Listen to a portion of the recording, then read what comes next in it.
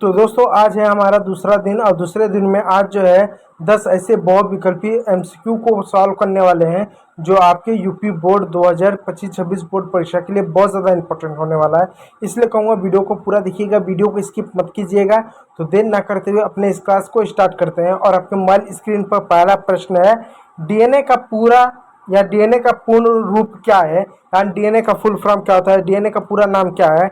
Option A deoxyribonucleic acid, डीऑक्सो। Direct मैं बता देता हूँ दोस्तों। डीएनए का पूरा नाम होता है डीऑक्सी राइबोन्यूक्लिक एसिड। ये जो होता है डीएनए का पूरा नाम होता है। और ये डीएनए कहाँ पाया जाता है?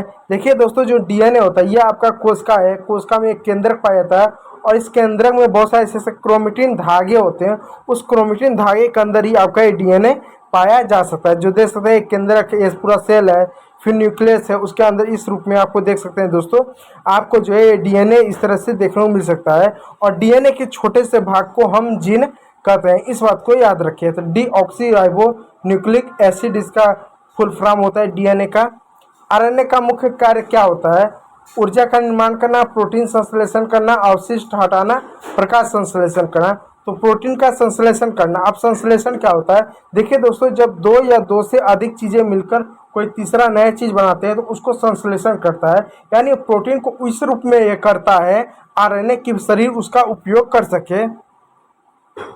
चलिए, किस संरचना को कोशिका में जल का संतुलन बना रहता है? किस कोशिका में जल का संतुलन बना रहता है? Option A ribosome, option B कोशिका भित्ति, ऑप्शन सी राजधानी और ऑप्शन डी गोल्गी तंत्र। तो इसका सही उत्तर है ऑप्शन सी।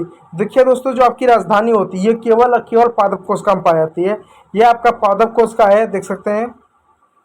ये आपका क्या पादप कोशिका है। और पादप कोशिका में ये व्हाइट तब का जो तरल पदार्थ दिख रहा है इसी को राजधानी बोलते हैं। और ये जो राजधानी होता है केवल और केवल पादप कोशिका में पाया जाता है। और पादप कोशिका में जल की जो मात्रा होती है, जो प्रोटीन की मात्रा होती है, जो लवण की मात्रा होती है, राजधानी के माध्यम से ही पूरी होती है पौधों में। ठीक है। किसे कोशिका का मस्तिष्क कहते हैं? किसे कोशिका का मस्तिष्क कहते हैं? ऑप्शन है माइक्रोकांडिया, ऑप्शन बी नाभिक, option C ribosome, option D Golgi तंत्र। तो इसका सही उत्तर है दोस्तों नाभिक, यानी जो कोशिका का जो केंद्रक होता है उसको मस्तिष्क कहते हैं। कोशिका के केंद्रक द्वारा ही पूरे कोशिका का नियंत्रण होता है।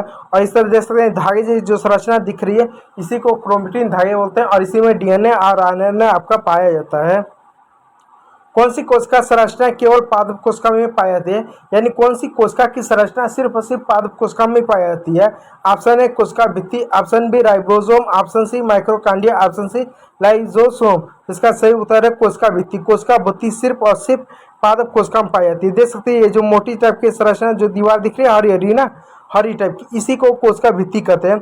और एक कोशिका भित्ति क्या करती है? पेड़ पौधों को एक तरह से कठोरता देती है, एक तरह से मजबूती देती है, जिससे वो खड़ा रह पाए, सर्वाइव कर पाए और अपना जीवन को व्यतीत कर पाए। और रॉबर्ट हुक ने ही कोशिका भित्ति की खोज की थी और कोशिका भित्ति मरी हुई थी, इस बात को याद रखिएगा। किस वैज्ञानिक ने ओमिस सेकुलम ई सेकुला कहा था? ओमिन्स सेलुला ई सेलुला कहा था? ऑप्शन है स्लाइडर ने, ऑप्शन बी स्वान ने, ऑप्शन सी विर्चो ने, ऑप्शन डी हुक ने। तो विर्चो ने यह कथन दिया था, इस बात को याद रखिएगा।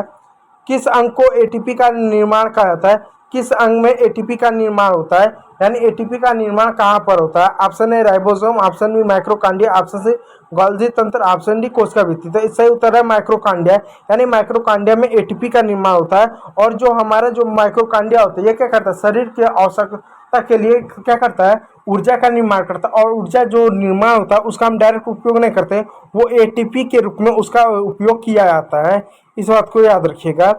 कौन सा अंग पादप कोशिका में हरित लौह कहलाता है? कौन सा अंग पादप कोशिका में हरित लौह कहलाता है? Option A ribosome, option B chloroplast, option C माइक्रोकांडिया, ऑप्शन सी गोल्गी तंत्र। तो क्लोरोप्लास्ट को क्या कहा जाता है? पादप कोशिका में हरित लौह कहा जाता है। यानी जो पेड़ पौधे होते हैं उनको फाड़ोगे तो उनके अंदर इस तरह से कुछ संरचना देखने को मिलेगी पत्ते को, जिसको क्लोरोप्लास्ट या क्लोरोफिल एक तरह से कहा जाता है, हरित लौह कहा जाता है। प्रोकैरियोटिक कोशिकाओं का उदाहरण कौन सा है? यानी प्रोकैरियोटिक कोशिकाओं का उदाहरण कौन सा है? Option A amoeba, option B bacteria, option C paramecium, option D euglena. तो बैक्टीरिया जो है क्या प्रोकैरियोटिक कोशिकाओं का उदाहरण है। चलिए, कोशिका झिल्ली किससे बनी होती है? ऑप्शन ए प्रोटीन और लिपिड से, ऑप्शन बी कार्बोहाइड्रेट से, ऑप्शन सी राइबोसोम से, ऑप्शन डी सेलुलोज से। इंसान जो होता है सेलुलोज का पाचन नहीं कर सकता। और देखिए दोस्तों, कोशिका जो झिल्ली होती है वो प्रोटीन और लिपिड की बनी होती है।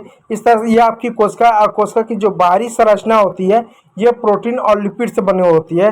देख सकते हैं बाहर ये प्रोटीन की संरचना है और अंदर ये जो है ये लिपिड है। तो प्रोटीन और लिपिड से आपका क्या होता है, आपका कोशिका की संरचना बनी होती है, कोशिका झिल्ली बनी होती है, जो क्या करता है, कोशिका को सुरक्षा देता है। ये रहे 30 ऐसे प्रश्न जो आपके लिए इंपॉर्टेंट थे। 30 का मतलब है 10 ऐसे प्रश्न जो आपके इंपॉर्टेंट है। ये आपका पार्ट 2 था। पार्ट 3 में 10 और प्रश्न पर देखेंगे। टोटल आपके 5 पार्ट होंगे, जिसमें 10-10 करके हम प्रश्नों को देखेंगे। उम्मीद करूंगा ये वीडियो आप लोग के लिए अच्छा रहा होगा। यदि अच्छा रहा होगा तो लाइक कीजिएगा, चैनल को सब्सक्राइब कीजिएगा। वीडियो देखने के लिए बहुत बहुत धन्यवाद।